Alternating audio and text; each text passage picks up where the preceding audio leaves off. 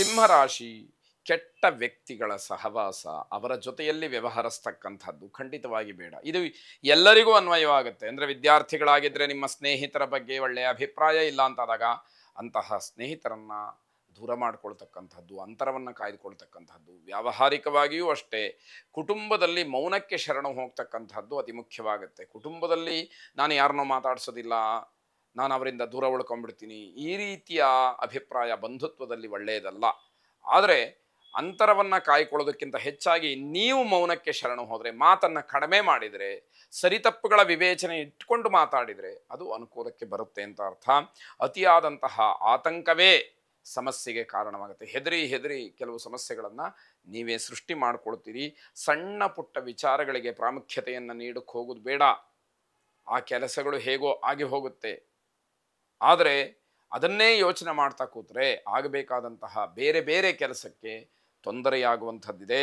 ಅನುಮಾನಾಸ್ಪದವಾದಂತಹ ವರ್ತನೆಯಿಂದ ಅವಮಾನವಾಗುತ್ತೆ. ಯೋಚನೆ ಮಾಡಿ, ಜನ ನಮ್ಮನ್ನು ಗಮನಿಸ್ತಾ ಇರ್ತಾರೆ ಅನ್ನುವಂಥದ್ದು ನಿಮಗೆ ಗೊತ್ತಿರಬೇಕು. ಅದನ್ನು ಮರೆತು ನಾವು ಏನೋ ಅನುಮಾನವಾಗಿ ನಡ್ಕೊಂಡ್ಬಿಟ್ರೆ ಜನ ಪ್ರತಿ ಕ್ಷಣದಲ್ಲೂ ಕೂಡ ಗಮನಿಸ್ತಾ ಇರುವಂಥದ್ದಾಗತ್ತೆ. ಹೃದ್ರೋಗಿಗಳಿಗೆ ಸಮಸ್ಯೆ ಆಗುವಂಥದ್ದಿದೆ, ಎಚ್ಚರ ಇರಲಿ.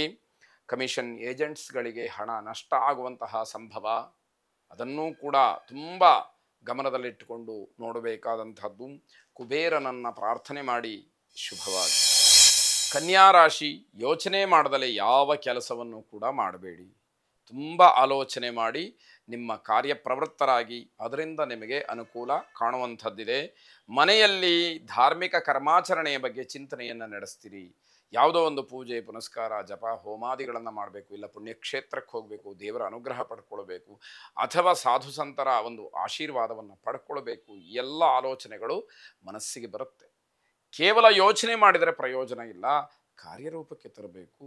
ಆ ಕೆಲಸವನ್ನು ಮಾಡಿ ಅದರ ಫಲವನ್ನು ನೀವು ಅನುಭವಿಸಬೇಕು ಅನ್ನುವಂಥದ್ದು.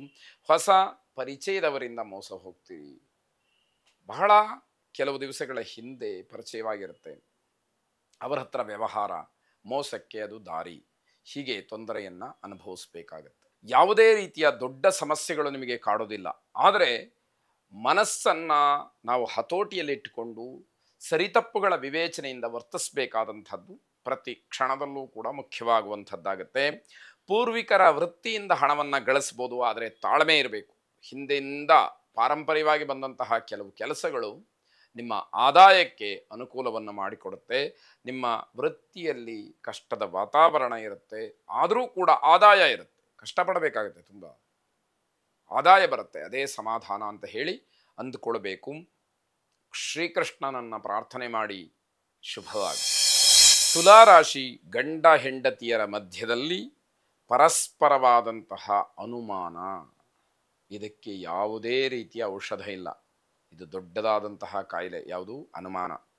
ಆ ಅನುಮಾನವನ್ನು ನಾವು ಕೇವಲ ನಮ್ಮಷ್ಟಕ್ಕೆ ನಾವೇ ಯೋಚನೆ ಮಾಡಿ, ಊಹೆ ಮಾಡಿ, ಸೃಷ್ಟಿ ಮಾಡಿದರೆ ಅದು ದೊಡ್ಡದಾದಂತಹ ಘೋರವಾದಂತಹ ತಪ್ಪು.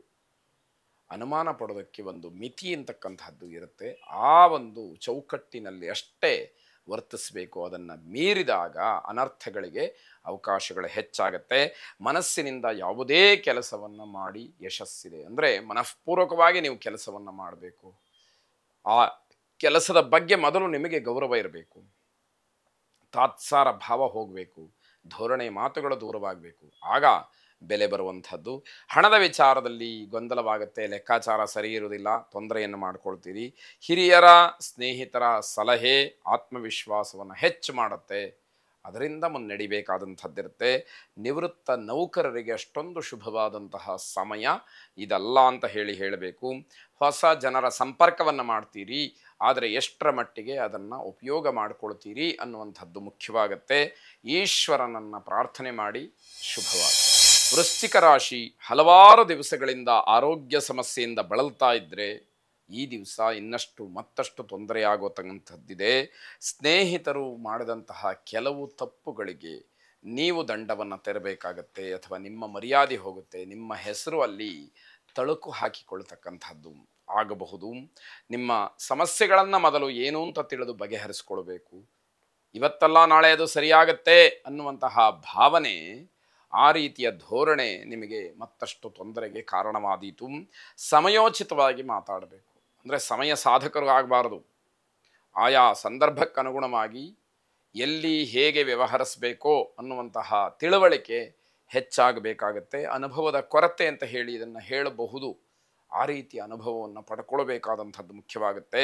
ವಿದ್ಯಾರ್ಥಿಗಳಿಗೆ ಒಂದಷ್ಟು ಕಷ್ಟ ಆಗುವಂಥದ್ದು ಹಣಕಾಸಿನ ವಿಚಾರದಲ್ಲಿ ಎಚ್ಚರವನ್ನು ತಪ್ಪಿ ವ್ಯತ್ಯಾಸವನ್ನು ಮಾಡ್ಕೊಳ್ತೀರಿ. ಯಾರಿಂದಲೋ ಹಣ ಬರಬೇಕಾಗಿರುತ್ತೆ, ನೀವು ಕೊಡುವಾಗ ಹೆಚ್ಚಿಗೆ ಕೊಡುವಂಥದ್ದು, ತಗೊಳ್ಳುವಾಗ ಕಡಿಮೆ ತಗೊಳ್ಳುವಂಥದ್ದು, ಹೀಗೆ ಹಣದ ವಿಚಾರದಲ್ಲಿ ಸ್ವಲ್ಪ ತೊಂದರೆಯನ್ನು ಮಾಡ್ಕೊಳ್ತೀರಿ ಅಂತಕ್ಕಂಥದ್ದು. ಚಂಡಿಕಾ ಪರಮೇಶ್ವರಿಯನ್ನು ಪ್ರಾರ್ಥನೆ ಮಾಡಿ. ಶುಭವಾಗಲಿ.